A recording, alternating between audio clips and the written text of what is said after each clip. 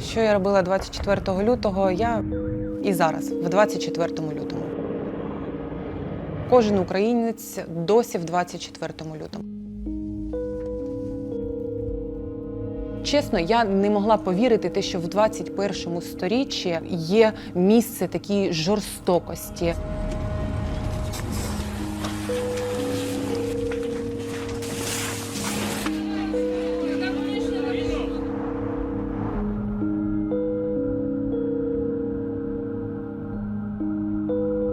Українці, вони, коли потрібно, вони згуртуються і вони можуть подолати дуже багато випробувань.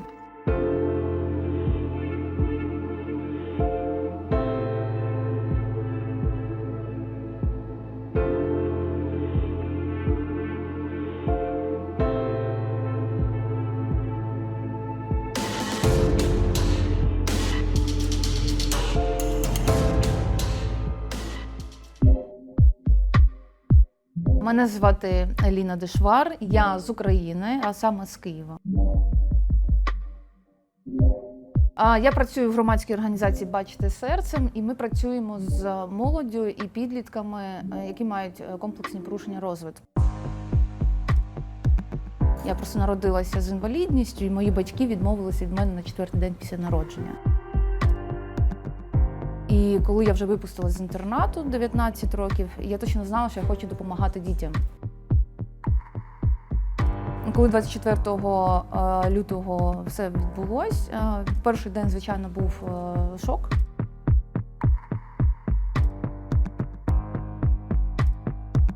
І десь я 1-2 дні просиділа, нічого не робила і думала, що ж далі робити.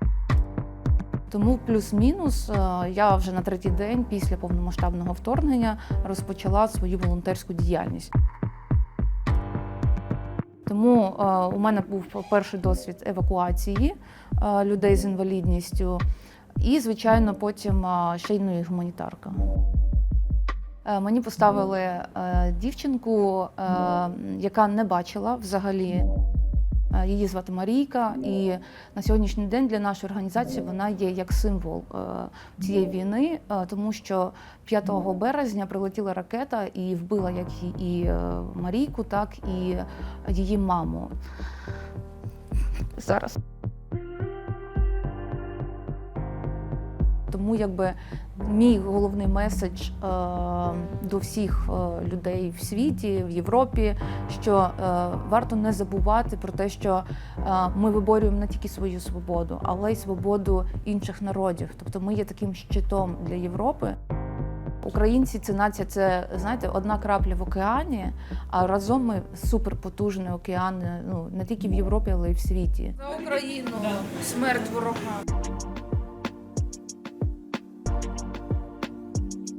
My name is Anfisa. I'm from Ukraine, from Crimea. I work for Polish Migration Forum in Warsaw, Poland. We work with migrants and refugees from all around the world. I went for a semester abroad to the US, and I personally struggled with the culture shock. I went through isolation and I couldn't figure out what to do, but there was a support group with buddies and mentors, which helped me a lot, and I came back then and started the same group at my university.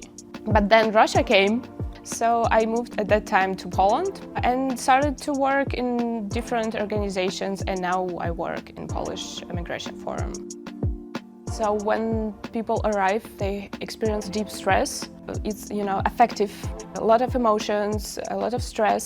They cannot figure out very easy things. So we try to, satisfy their basic needs. And particularly in my work, in psychological aid, we try to educate how to be stable in situation, how to find inner peace, mostly like psychological education, I guess.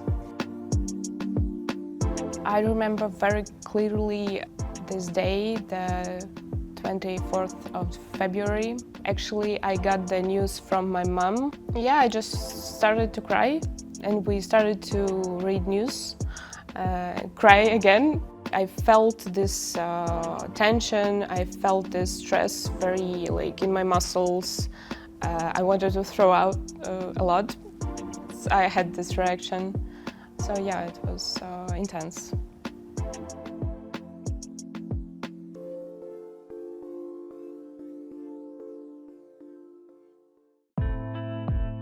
Всім привіт! Мене звати Анна Кутова. Я з України, з міста Полтава. Мені 28 років і я волонтер у благодійній організації «Світла надії». Місія організації – це допомога всім, хто цього потребує. Я стала волонтером у 2017 році.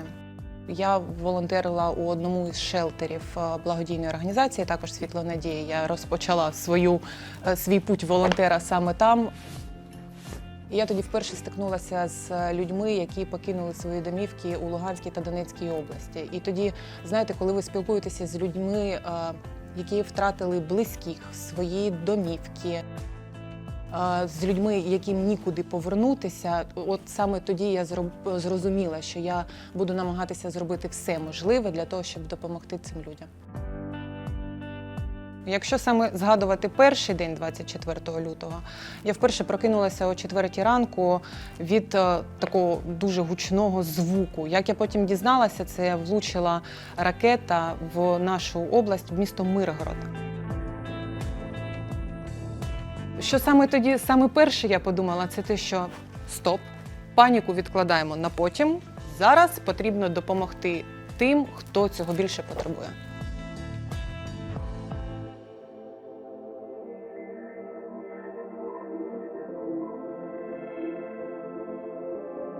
My name is Hassan Akkad.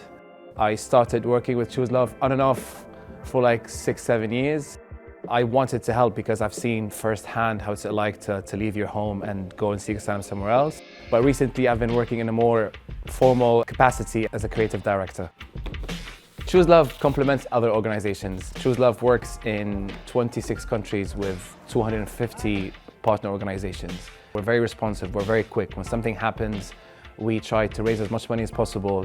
Whenever we go to any country and find organizations to support, our priority is organizations who are working with marginalized communities. An organization that is supporting people with disability, which is not always getting the proper funding, is a top priority for us. In most countries, when you're a member of the LGBTQ+ community, you are already going through difficulties without an invasion, without a war, without anything. Let alone when suddenly another country invades yours. Again, it becomes a top priority to support that group and to work with organizations who are supporting them. We have worked in Syria and Afghanistan and most recently in Ukraine. Work is incredibly important because you've got the physical journey itself, where if you had to leave, you've got that physical journey of packing your bags, getting on a train or on a bus and crossing a border and then going somewhere else and settling down. But what most people don't realize that once you arrive, you embark on a way more difficult journey, which is the mental journey. Because it's quite traumatic to go through what the Ukrainian people have gone through. You've got layers and layers of trauma that people in the midst of it don't process. But then once you arrive to your destination and you settle down, all that trauma resurfaces. And the need to help people process these things that they've gone through, talk about them, is quite essential. So how can people help? How can people help us help other people? Підтримуйте громадські організації, які працюють на місцях. Приходьте, ставайте волонтерами, допомагайте людям, які залишилися в біді. Жертвуйте безпосередньо організаціям, які працюють на місцях. You can help support us in so many ways. You can follow us on social media where you can stay updated on what's happening. We have our website where we have an online shop listing all the items that are needed from evacuation to vocational training to education, search and rescue. So when you have a migrant in your community, it is important to be present, to see others' pain. Ми маленькими кроками йдемо, але дуже потужно. Тому що разом ми можемо зробити дуже багато. Коли люди об'єднуються, ми можемо змінити цей світ на краще. Тому якби кожна людина в світі може підтримати як гуманітарно, так і фінансово тих людей, які, наприклад, опинилися під бомбардуваннями або ж в окупації. You can always help someone who's had to flee their homes by imagining or remembering that one day that person could be you, and how would you like to be treated if you had to go through this? Найголовніше я б хотіла сказати людям, що немає нічого неможливого. Залишайтесь з нами.